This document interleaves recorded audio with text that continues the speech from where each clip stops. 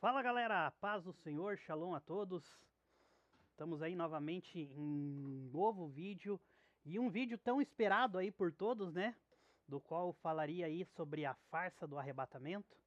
Então é uma enorme satisfação estar aí conversando com você, podendo passar a verdade das escrituras. Até deixa eu pegar aqui. Tá aqui. Antes de mais nada, eu gostaria de estar indicando para vocês Bíblia Judaica Completa, se você quiser adquirir. Vou deixar no link aí na descrição. Vou deixar o site aí, site confiável para vocês estarem comprando a Bíblia Judaica Completa. É uma Bíblia que vem trazendo algo relacionado a perto da originalidade das Escrituras, né? Pois ao longo do tempo a Bíblia ela vem sofrendo muita deturpação por correções, por mudanças. Porque veio da Septuaginta, a Septuaginta passou para não sei quem, passou para não sei aonde, daí foi para o grego. Não vou explicar aqui em detalhes para você, mas ela sofreu, até chegar no português, 6 traduções. Então imagine, lá da tradução do original até o português, foram 6 ou 7 traduções. Daí vieram as ramificações, né? Atualizada, revista corrigida, atualizada e corrigida, dos dias de hoje, nova geração, enfim.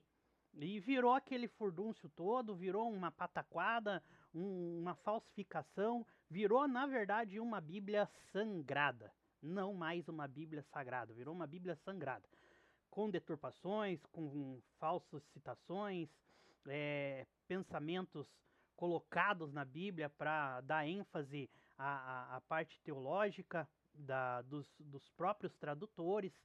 Então isso, de uma certa forma, não corrobora com o que está escrito nos originais.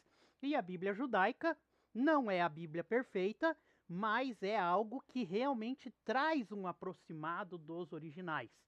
Bíblia judaica completa, se você adquirir essa Bíblia, você vai ver que realmente é uma diferença muito grande mesmo. Tá ok, meu querido? Então vamos lá. Eu ia fazer o vídeo sobre a farsa do arrebatamento completo. Eu ia te passar detalhes, eu ia te passar capítulos, versículos, mas eu acho que eu tô sendo muito facilitador com as pessoas, eu tô sendo muito facilitador com você. Eu tô te dando o peixe já pronto para você comer. Então eu quero nesse vídeo aqui que você pense. Eu vou te dar um preâmbulo daquilo que eu vou falar sobre a farsa do arrebatamento, só que eu quero que você vá nas escrituras sagradas e você pesquise, vá na história da humanidade, vá na história de Israel, una as, perdão, una as duas coisas para você ter um consenso. Eu vou te dar um prefácio aqui, um preâmbulo daquilo que eu fiz no meu estudo, e aí você vai atrás e vê se realmente o que eu estou falando é verdade ou é mentira. Então vamos lá. Para começar a entender, né, logicamente, a questão do arrebatamento, eu tive que entender as 3 facetas do arrebatamento. Veja que eu acabei de dizer, as 3 facetas. O que significa isso? Significa que nem a própria religião, nem a própria igreja, nem os próprios teólogos estão de acordo sobre o arrebatamento, sobre a tribulação, né? Então, se não vai ter arrebatamento, não vai ter tribulação. Então, você veja que dentro das próprias escrituras, os próprios teólogos estão perdidinhos, estão perdidos. Mas então você está trazendo a verdade, irmão Elton? Só você tem a verdade? Não, muita gente pensa igual eu. Muita gente pensa da mesma forma que eu, porque colocou a racionalidade da interpretação das escrituras para chegar onde eu cheguei. Se você colocar fé, se você colocar crença, realmente a Bíblia vai te falar. Jesus vai voltar, vai ter uma tribulação, 1000 anos, o diabo vai ser solto e aquela pataquada toda que está sendo ensinada nas teologias. Só que as escrituras não falam isso. A partir do momento que você tira a fé, tira a tua crença e coloca a sua racionalidade, a parte racional, para fazer a interpretação do texto, e alia a história de Israel, alia a história da humanidade, você vai ver que realmente tudo que eu falo é real, é verdade. Esqueça, eu sempre falo nos meus vídeos, esqueça um momento a sua fé, sua crença e coloca um pouquinho de racionalidade na interpretação. E veja que as escrituras é uma interpretação de texto de ensino fundamental. As pessoas querem complicar, porque Deus me revelou, o Espírito Santo desceu e me fez uma revelação. Não, não, não, não, não, não, não. Esquece. Esquece isso. A interpretação das escrituras sagradas é racional. É racional. É uma interpretação de ensino fundamental. É fácil. Só que o pessoal complica. Infelizmente o pessoal quer complicar. Então vamos lá. Como eu falei, a própria igreja, os próprios templos, os teólogos, os ensinadores, eles se divergem da questão arrebatamento. Uns falam que o arrebatamento vai ser antes da tribulação. Outros falam que o arrebatamento vai ser pós-tribulação. E outros falam que eu descobri que é inclusive um pensamento novo, que o arrebatamento vai ser no meio da tribulação. O que seria essa tribulação? Seria 7 anos, esses 7 anos seriam divididos em 3 anos e meio de guerra, de paz, e 3 anos e meio de guerra. Aí o que acontece? Antes de começar a tribulação, determinados pensadores acham que Jesus vai vir, vai arrebatar a igreja, vai ressuscitar os mortos e vai levar para o céu. E quem já viu aquela frase no carro? Em caso de arrebatamento, este carro ficará desgovernado. Clássico, né? Legal, muito clássico essa frase. Vejo em muitos carros hoje em dia aí, mas infelizmente não vai ser dessa forma, né? Vamos lá. Para a gente começar a entender sobre a questão arrebatamento, que não vai existir um arrebatamento, isso aí é uma mentira deslavada, que inclusive, olha onde eu vou chegar, meu querido. Os apóstolos e Paulo não entenderam o que Jesus falou. E está na Bíblia. Eles mesmos falam, aqui ó, nas escrituras, não estamos entendendo o que o Senhor está falando. Aí Paulo, em Romanos, se não me falha a memória, no capítulo 3, você vai achar lá, acho que é isso mesmo, com certeza. Ele fala assim, que através da sua mentira, ele angariou pessoas para o evangelho. Então veja só, querido, olha só o que eu estou falando para você. Presta atenção, deixa eu chegar mais pertinho da câmera aqui para você entender. Paulo era mentiroso. Os apóstolos não entenderam o que Jesus falou sobre a sua volta, sobre a sua vinda. Querido. Você acha que está certinho aí dentro da igreja, o pastor está ensinando beleza, certinho, tudo bonito? Tá aqui, ó. Escrito. Os apóstolos não entenderam que Jesus falou da sua vinda. Jesus falou da sua vinda, Jesus falou que viria, Jesus falou que voltaria.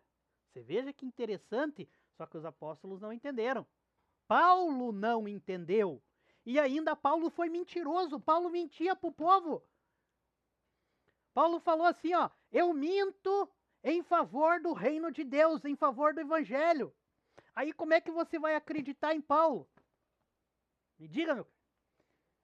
Me diga como você vai acreditar numa pessoa que foi réu, confesso, que mentia para angariar pessoas para o lado de Cristo, para o evangelho de Cristo.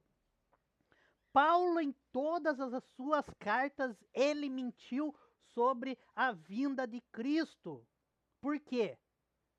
Porque ele não entendeu. Meu Deus, irmão Elton, você está sendo herege, misericórdia. Oh, você não vai para o céu, vai sentar no colo do capeta. Querido, deixa eu te falar uma coisa aqui para você. Paulo, desculpe a expressão que eu vou usar, mas eu vou ter que usar. Paulo cagava, mijava e comia. Igual eu, igual você. Igual você aqui, ó, na câmera, igual você. Paulo cagava, Paulo mijava e Paulo comia. Igual eu, igual você. Por que que Paulo não podia errar? Por que que Paulo tinha que ser o corretão, o certinho, o bonitão? Hã? Vamos, querido, force o pensamento aí. Entenda o que eu tô falando. Entra aqui, ó, na mente, o que eu tô falando. Você conseguiu compreender o que eu tô falando? Você tá entendendo aonde eu quero chegar? Paulo, meu querido, infelizmente, as igrejas hoje estão endeusando os apóstolos, estão endeusando Paulo e achando que eles eram os supremos senhores da criação. Meu amigo. O negócio, o buraco é mais embaixo. Quando você começa a realmente analisar as escrituras de uma forma onde realmente a exegese te pede uma correção daquilo que está sendo, daquilo que é escrito, uma verdadeira exegese. O buraco fica mais embaixo, meu amigo. O buraco fica muito mais embaixo. Voltando lá. Arrebatamento. Jesus falou da sua vinda. Aonde Jesus falou da sua vinda? Aonde Jesus falou que viria? Você vai ler Mateus capítulo 24. Mateus capítulo 24, Jesus fala da sua vinda. E lá também vai falar, você vai entender que os apóstolos não entenderam. Não entenderam o que Jesus falou. E saíram pregando que Jesus viria ressuscitar os mortos, viria arrebatar e viria fazer aquele furdúncio, só que eles não entenderam como Jesus viria. Paulo também pegou essa passagem, porque Lucas deixou escrito, né? Mateus lá também está escrito. Está escrito em Marcos também, como que Jesus viria. Aí Paulo foi lá, meu Deus, Jesus vai vir. E ele falou assim, nossa, ele vai vir nessa geração. Então, se ele foi para o céu, então ele vai voltar. Eu vou pregar que ele vai voltar. Aí ele foi, começou, pregar, porque não vai morrer ninguém, porque não sei o quê, porque Jesus vai voltar ainda essa geração, porque você vai ver a volta de Cristo, e papapá. Leia lá, querido. Aí chegamos em 2 Tessalonicenses. Tá lá, tá aqui, ó, tá aqui. 2 Tessalonicenses. Paulo falando aos Tessalonicenses, e Jesus vai vir, e não sei o que, e você não vai morrer, porque Jesus vai vir antes da tua morte. Veja que nem o próprio Paulo entendeu. Nem o próprio Paulo entendeu. Maravilha. Passou-se o tempo, passou-se as horas, aí chegamos lá nas cartas de Paulo e começamos a ver que o povo começou a cobrar Paulo. Ô Paulo, ei! O que está acontecendo aí? Você está pregando aí que Jesus vai vir, Jesus vai... nossos parentes aí, você falou que ninguém ia morrer e Jesus ia voltar. E ninguém ia morrer. Tá morrendo lá, o meu pai morreu, minha tia morreu, meu avô morreu, não sei quem morreu, meu filho morreu, meu pai morreu, e Jesus não voltou ainda. E daí, como é que fica aí, Paulo? Você mesmo falou, você pregou. O povo tava bravo, o povo tava puto com Paulo. O povo tava queria pegar Paulo. Aí Paulo, né, bagrão ensaboado, aí pegou e... Não, meus irmãos, vocês entendam. Veja só, que não sei o que. Começou a querer deslizar ali, né? Começou a querer passar pano na turma. Veja que um ano, aqui para nós, 1000 dias é como se fosse um ano, e um ano é como se fosse 1000 dias. Começou meio que querer passar pano, né? Veja que o tempo de Deus não é o mesmo que o nosso, papapá, né? E começou a querer passar pano. Se você começar a ler as cartas de Paulo a Tessalonicenses, Tiago, você vai você vai ver que o povo tava doido, o povo tava louco, tava doidão, né? João, deixa eu até pegar aqui, quer ver? Ó, 2 Pedro, né? Olha lá, aqui ó, achei. 2 Pedro 3. Mais amados, não ignoreis uma coisa, que um dia para o Senhor é como 1000 anos, e 1000 anos como 1000 dias. Olha onde Paulo está chegando. O Senhor não é tardio a respeito de suas promessas, ainda que algum homem tem por tardia, mas é longânimo para conosco, não querendo que nenhum se perca, senão que todos cheguem ao arrependimento. Você veja que Paulo começou a mudar a pregação dele, e começou a falar ali, né? Um dia para Deus é como 1000 anos, e 1000 anos é como um dia. Daí no versículo 14 fala assim, ó: por isso, amados, vistos que guardamos essas coisas, sedes diligente, para que por eles sejais achados em paz, sem máculas e irrepreensíveis.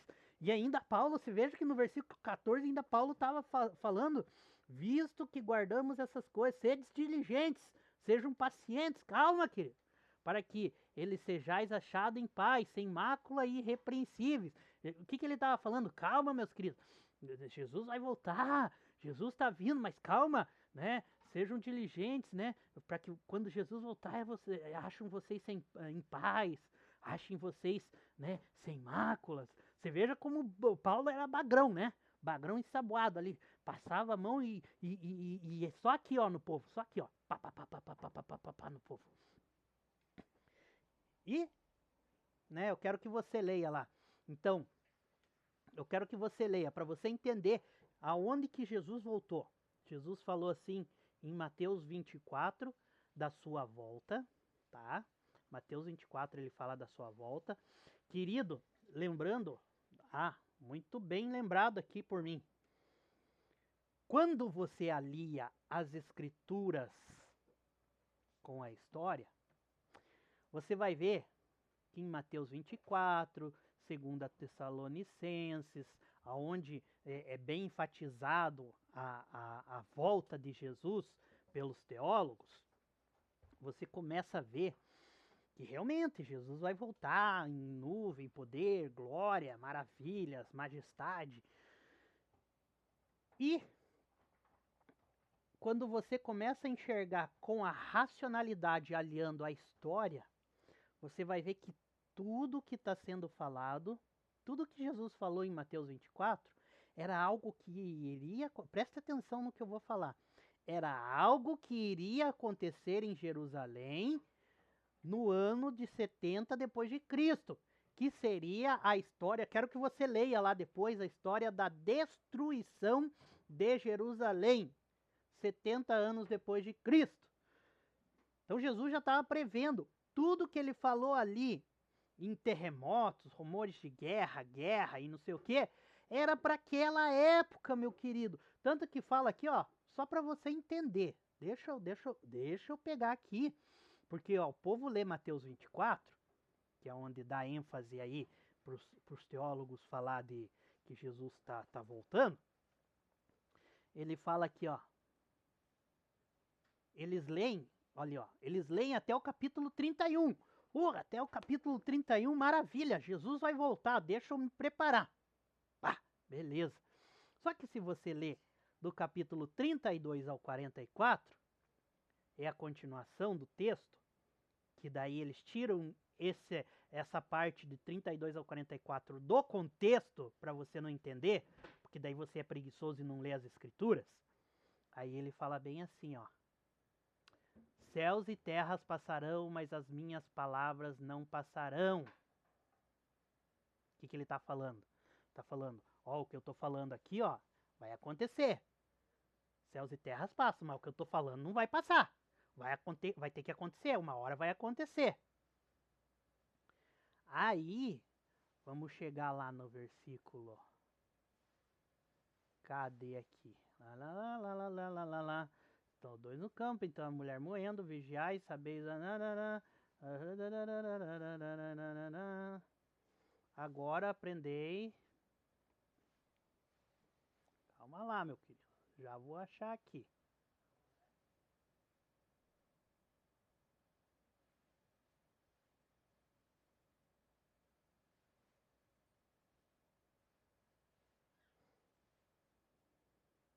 Tá lá, ó, versículo 34, achei. É o que eu li, os céus e terra passarão, mas as minhas palavras não passarão. É o 35. É o 34. Veja o que Jesus fala. Preste bem atenção. Deixa eu chegar bem pertinho aqui, ó. Na verdade, eu vos digo, esta geração não passará até que todas essas coisas se realizem. Céus e terras passarão, mas as minhas palavras não hão de passar. Vou ler de novo para você entender. Na verdade, eu vos digo, esta geração, Jesus estava falando para os discípulos, tá? Não estava falando para mim nem para você, tá? Esta geração não passará até que todas as coisas se realizem. Céus e terras passarão, mas as minhas palavras não passarão. Captei? Nem o homem lá. Captou a vossa mensagem? Então eu vou encerrar o vídeo por aqui. Eu quero que você leia Mateus 24, 1 Tessalonicenses 4, do 13 ao 18. Mas, meu querido, leia todo o contexto para você entender, tá? Depois você vai ler João 14. Veja lá, ó, João 14, ele fala da sua volta, nessa parte aí, em João 14, é aonde é o capítulo que Jesus vai falar da sua volta, como que ele vai voltar, tá? E daí, eu quero que você entenda. Em Hebreus, fala bem assim, ó. Deixa eu achar aqui. Até outra coisa que eu achei aqui antes de finalizar. Você veja aqui, João Calvino, Martinho Lutero. Lutero não acredita, na verdade ele acreditava num arrebatamento, só que no final da sua vida ele falou, não, isso aí é uma mentira, pois agora eu compreendi o que está escrito. Você veja que anos depois dele ser o reformador da igreja, ele compreendeu o que estava escrito. Veja, aqui ó, eu tirei de um livro de João Calvino, ele fala assim, ó, Cristo os informa que antes que uma única geração se passasse completamente, eles aprenderiam pela experiência a verdade do que ele havia dito. Olha lá, ó, João Calvino, meu querido, o homem que foi o fundador, o pai da igreja evangélica, tá? Cristo os informa que antes que uma única geração se passasse completamente, eles aprenderiam pela experiência a verdade do que ele havia dito, porque dentro de 50 anos a cidade foi destruída e o templo foi arrasado.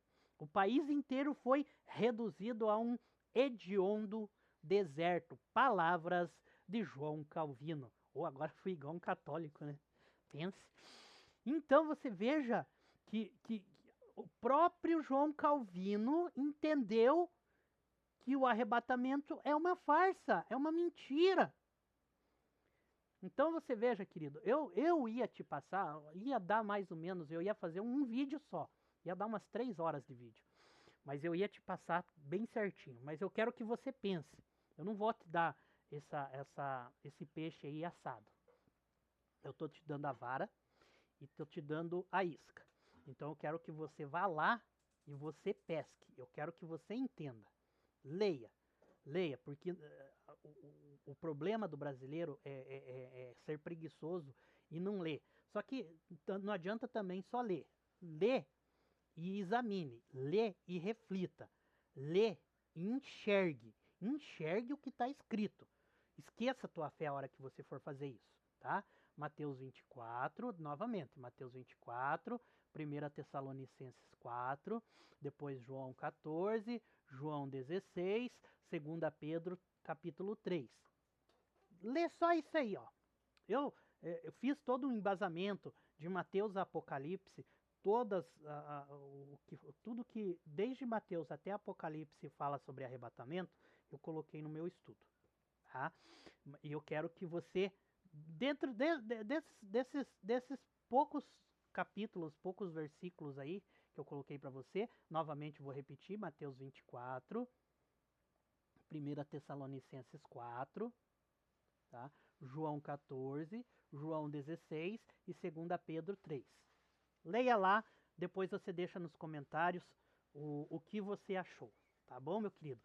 E ponha na tua mente, o arrebatamento é uma farsa. Ah, só ia falar para você. Paulo, depois que ele entendeu que Jesus não...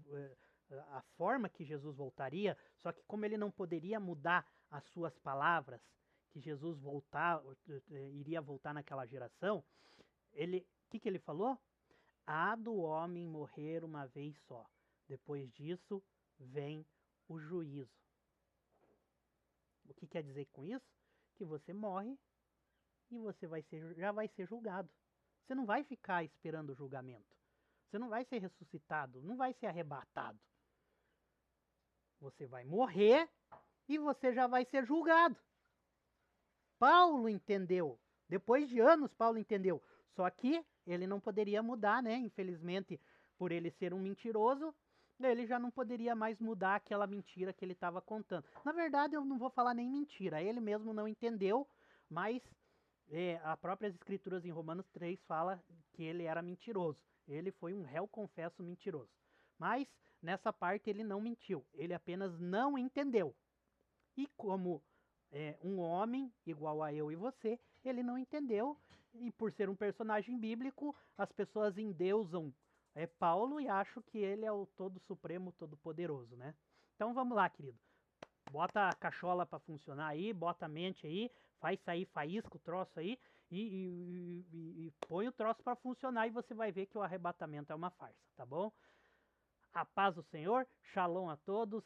É uma enorme satisfação aí estar falando sobre esse assunto muito delicado, mas você vai ver que realmente é um assunto que é uma verdade aquilo que eu estou passando para você, tá bom? Que Yahweh abençoe seu dia, abençoe sua semana, que Deus venha abençoar e te prosperar em nome de Jesus.